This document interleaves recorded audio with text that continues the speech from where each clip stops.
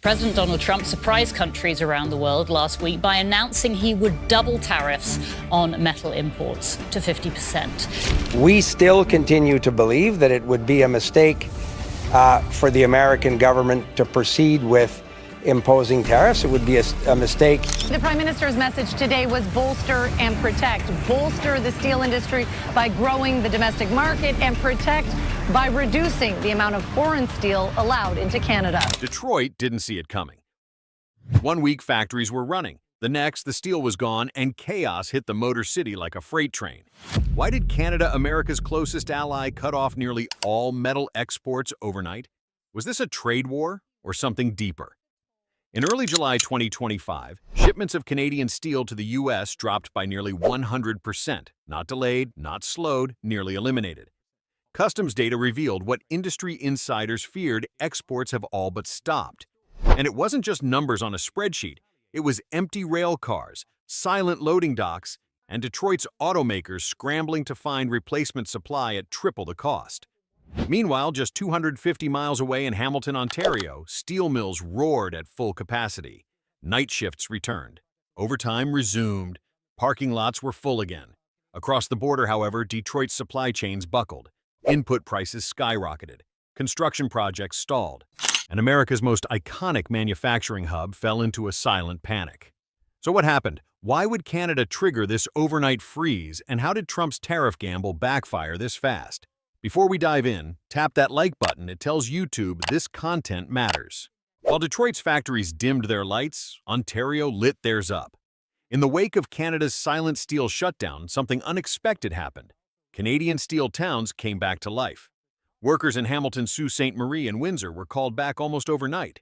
After years of offshoring and automation, anxiety shifts were reinstated. Furnaces fired back up. Parking lots that had sat empty during the pandemic were suddenly full again. Canada had quietly renationalized demand without a single ban. And it worked. But across the border, Detroit's automakers weren't cheering. They were bleeding. For companies like Ford and General Motors, the loss of Canadian supply wasn't just inconvenient, it was economically brutal. Ford, in its mid-year filing, reported an additional $2.5 billion in production costs in the first half of 2025 alone, citing soaring prices for steel and aluminum. And those weren't abstract figures, they translated into real consequences. According to Auto Forecast Solutions, raw material costs rose 6% to 9% in the second quarter of 2025. That spike hit hardest in high-volume steel-heavy products like pickup trucks, with margins narrowing and uncertainty mounting. Assembly lines slowed. In some facilities, production was scaled back. In others, shifts were outright canceled. Nowhere was the pain felt more than in Michigan. The state's unemployment rate, which had held steady at 4% in February 2024, jumped to 5.4% by February 2025, the largest annual increase in the nation. Economists warned that if the trend continued, it could trigger a recession ripple effect across the Midwest, especially in towns heavily reliant on auto manufacturing. And yet, Canada made no official declaration, issued no retaliatory tariffs. They simply redirected the flow. Detroit wasn't attacked, it was abandoned. If you've made it this far, consider subscribing. It's how we keep uncovering what others won't say. The layoffs in Michigan were just the first crack in a much deeper fracture. As U.S. manufacturers scrambled to find steel, the shockwaves rippled far beyond Detroit, reaching all the way to Alberta's oil fields. For years, American suppliers had dominated one key niche, exporting specialty steel pipes to Canada's massive energy infrastructure projects. These weren't just any pipes, they were high-grade, precision-manufactured, and custom-built for cross-continental oil and gas transport. And they were profitable. In fact, U.S. manufacturers had quietly come to rely on this pipeline segment to keep entire foundries alive. But in 2025, that stream dried up. Faced with Trump's 50% tariffs and the chilling effect of Canada's domestic pivot, Alberta made a bold move: mandate domestic-only steel for its next-generation pipeline expansions. The decision was framed as a green industrial policy, but in practice, it was a direct severing of supply chain ties with the U.S. American steel contractors, once guaranteed orders worth hundreds of thousands of tons, were now locked out. The contracts didn't vanish, they just stayed in Canada. The result? A silent rupture in one of North America's most integrated energy corridors.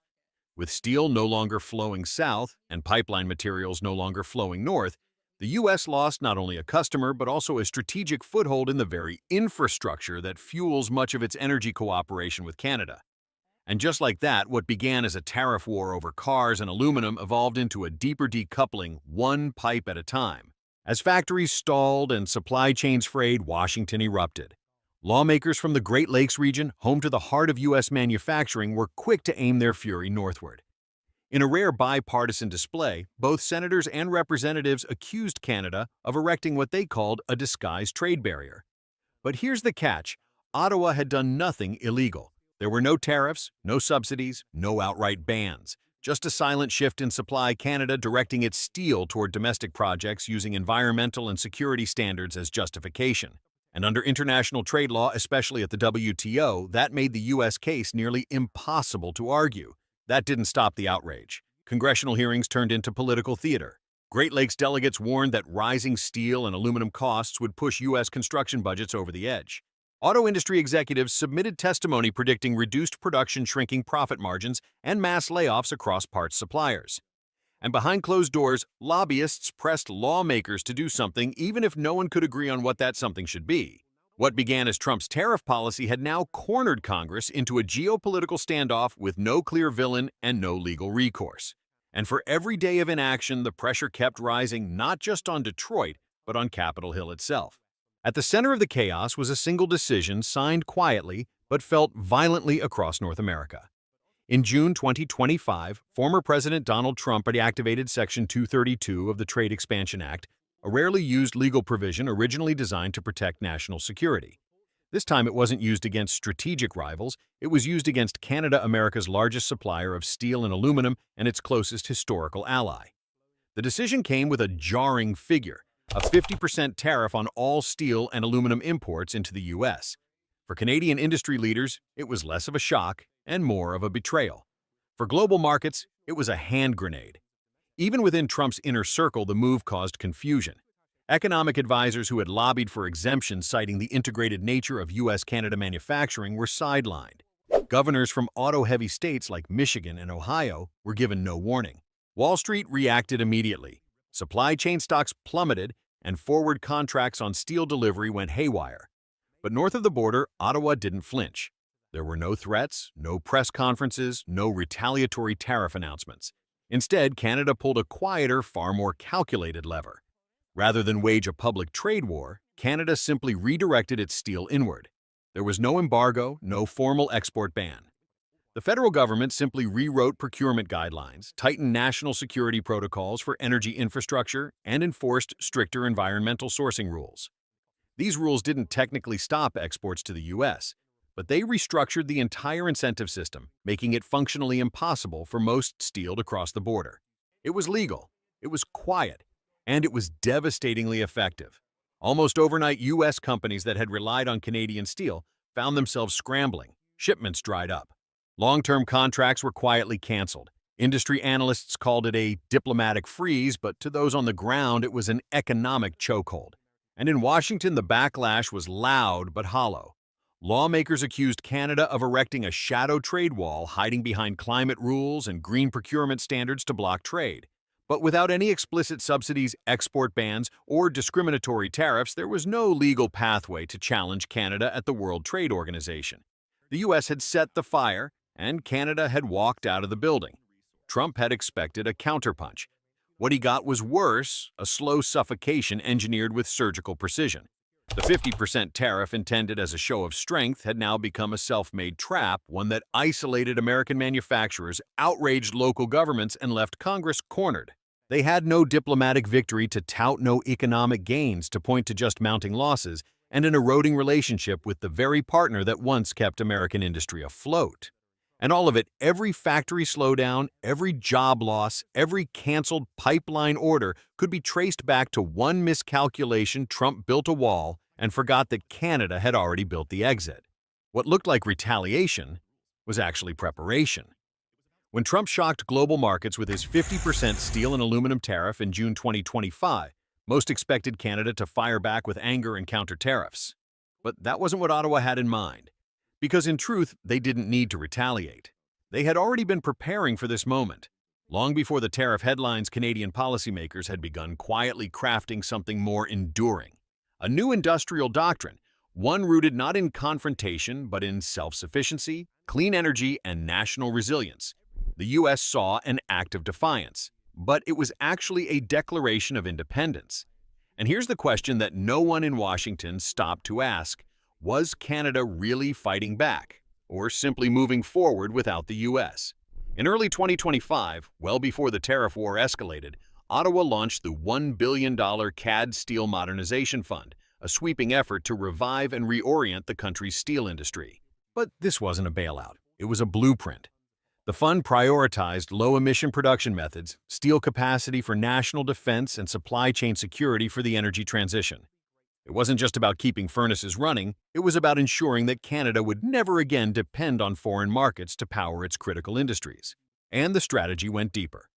To control its inputs, Canada imposed tight quotas on steel imports from all countries outside the U.S., cutting allowed volumes to just 50% of the previous year's levels. Anything beyond that would face a punitive 50% tariff. This wasn't a traditional protectionist move. It was about governing the market like a supply chain, not a commodity auction. The effects were immediate. Steel producers inside Canada no longer had to undercut prices to compete with subsidized or dirty imports. They could invest in modernization, adopt new technologies, and plan with confidence. And while the U.S. cried foul, Ottawa didn't blink, because under WTO rules, carbon standards and procurement preferences for national infrastructure are hard to challenge. In fact, that's exactly where Canada struck next. Public infrastructure projects, from transit systems to bridges and military vessels, were redesigned with strict criteria. Contractors bidding on federal and provincial projects now had to prove that their steel was either domestically produced or recycled and met clear carbon intensity benchmarks. If your steel wasn't clean enough, your bid didn't make the table. Overnight, the domestic market became both more competitive and more aligned with Canada's climate goals. This meant less volatility, stronger local supply chains, and a steel sector that could meet the demands of both modern infrastructure and global export compliance. So, while U.S. lawmakers rushed to accuse Canada of hidden protectionism, the reality was far more uncomfortable. There were no export bans, no price manipulation, no retaliatory tariffs, just a methodical redirection of national capacity under rules Canada had every legal and sovereign right to set. This wasn't a short-term punch designed to hurt the U.S. economy. It was a structural shift designed to free Canada from the volatility of U.S. politics and the chaos of global commodity shocks. Canada wasn't just retaliating, it was quietly rewriting the rules of the game and choosing to play a different one entirely. So why is Canada so confident in cutting off its biggest customer? Because it's not just shifting supply, it's changing the very foundation of its industrial strategy. Canada isn't reacting. It's building something America can't easily match: a clean, integrated, and future-proof steel economy. At the core of this transformation is a bold climate commitment. By 2035, the Canadian government has mandated that all major steel plants transition to electric arc furnaces. Unlike traditional blast furnaces, which rely on coke coal and emit enormous amounts of CO2 EAFs, use electricity to melt recycled or pre-processed iron slashing emissions and dramatically reducing energy use. But EAFs alone aren't the full story. They're being paired with direct reduced iron technology fueled not by coal but by hydrogen and natural gas. This combination, DRI and EAF, represents one of the cleanest steelmaking paths available today. Instead of releasing tons of carbon into the atmosphere, this process emits a fraction, and in some cases, almost none. And here's where Canada has a unique advantage: its grid. While the U.S. still leans heavily on fossil fuels to power its industrial base, Canada's steel-producing provinces, Quebec and Ontario, are sitting on abundant, clean electricity from hydropower, wind, and nuclear. These provinces are now investing heavily to upgrade their grids, ensuring that green energy flows directly into steelmaking operations. This isn't greenwashing, it's hard infrastructure. It's why Canadian steelmakers can meet the EU's upcoming carbon border adjustment mechanism without blinking, while U.S. firms face steep penalties just for using coal-based inputs. It's also why automakers and construction firms worldwide are looking north for clean steel contracts that help them meet their own ESG targets. So, here's the question the U.S. steel industry should be asking: If Canada can offer cleaner, cheaper, tariff-free steel to Europe and Asia, why would the world keep buying from carbon-heavy U.S. producers? Because this is no longer just an environmental issue. It's a geopolitical race to own the materials of the next industrial age. And Canada has decided it's not going to wait for Washington to catch up. While U.S. builders were forced to pause projects and revise budgets, Canada had already taken steps to shield itself not by chasing new imports, but by turning inward and reinventing its steel cycle from the ground up. In mid-2025, as steel flows to the U.S. dried up and market volatility intensified, the Canadian Construction Association issued a warning of its own if domestic supply didn't keep pace. In most countries, that would trigger panic. But in Ottawa, it triggered policy precision. Instead of relying solely on new production, Canada took a different route, aggressively expanding its recycled steel infrastructure. The centerpiece of this pivot was a 35% tax rebate offered to any manufacturer using scrap steel as a primary input. For many mid-sized and large producers, that rebate represented a significant margin boost enough to retool entire operations around recycled inputs. The goal wasn't just economic. It was environmental, strategic, and geopolitical. Recycled steel emits far less carbon than virgin steel, especially when processed through electric arc furnaces powered by renewable energy, something Canada's provinces could already offer.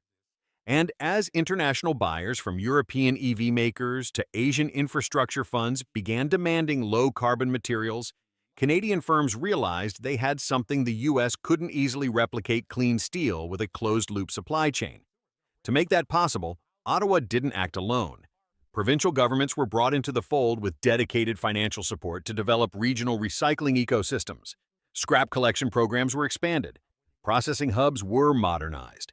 Even municipalities were incentivized to separate, sort, and sell scrap for industrial reuse.